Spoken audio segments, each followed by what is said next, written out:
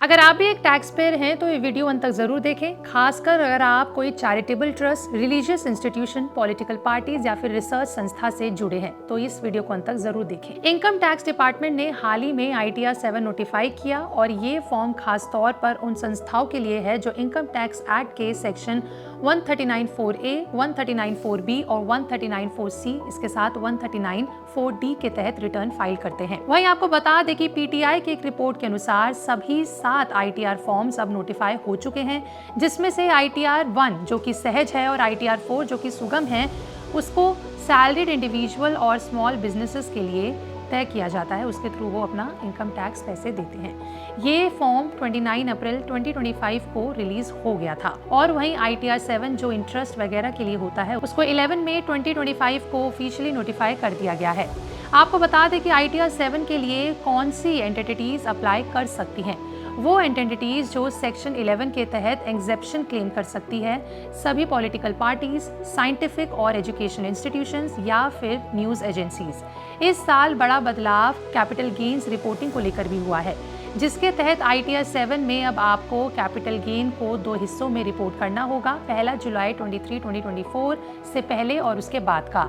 इन दोनों को अलग अलग दिखाना पड़ेगा। वहीं आपको बता दें कि 23 जुलाई साल 2024 के बाद से रियल एस्टेट की सेल्स पर लॉन्ग टर्म कैपिटल गेन यानी LTCG पर टैक्स 20% से घटकर 12.5% कर दिया गया है, बिना इंडेक्सेशन के। पहले ये टैक्स 20% विद इंडेक्सेशन लगता था। अब इंस्टीट्यूशंस के पास ऑप्शन है पुराने और नए रिजीम में चूज करने का, डिपेंडिंग ऑन एसेट्स और परचेज और ट्रांसफर डेट का ऑप्शन भी होगा। टैक्समैन के VP नवीन वाधवा ने कहा कि ये बदलाव कैपिटल गेन के मामले में काफी क्लैरिटी लाता है, खासकर ट्रस्ट और इंस्टीट्यूशंस के लिए। तो अगर आप किसी ट्रस्ट या फिर एक्सेप्टेड इंस्टीट्यूशन से जुड़े हैं तो ITR 7 के नए अपडेट को अच्छे से समझ लें और सही से इसको फाइल करना बहुत जरूरी है। ITR फाइल करने से पहले कौन कौन से डॉक्यूमेंट्स की जरूरत पड़ती है, आइए ये भी जान लेते हैं।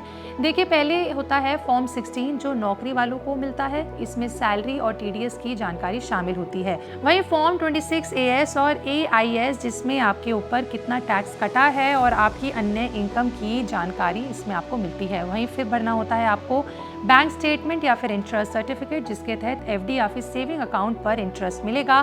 फिर इन्वेस्टमेंट प्रूफ जैसे PPF, LIC, ELS आदि में निवेश के प्रमाण।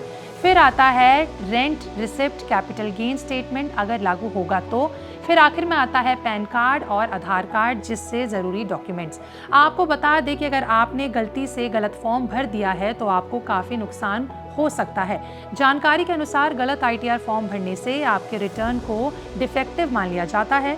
हमेशा इनकम सोर्सेज के अनुसार सही फॉर्म चुनें। जैसे ITR 1 होता है उनके लिए जिनकी इनकम सैलरी, एक घर से किराए या फिर इनकम या फिर ब्याज से आती है, कुल आय जिनकी 50 लाख तक होती है। फिर आता है ITR 2 जिसके पास कैपिटल गेन जैसे कि शेयर, प्रॉपर्टी बेचने से मुनाफा, एक से ज़्यादा प्रॉपर्टी या फिर विदेश से हुई इनकम होती है, उनको ये ITR भरना होता है। फिर आता है ITR 3, ये उन लोगों के लिए है जो बिजनेस या फिर प्रोफेशन जैसे डॉक्टर, वकील होते हैं, जिनसे उनकी कमाई होती है, वो ये वाला फॉर्म भरते हैं। फिर आता है ITR 4 जो छोटे व्यापारी या फिर जो प्रिजम्पटिव टैक्सेशन स्कीम चुनते हैं, जिनकी आय 50 लाख से कम होती है या उतनी होती है, उनके लिए होता है ITR 4।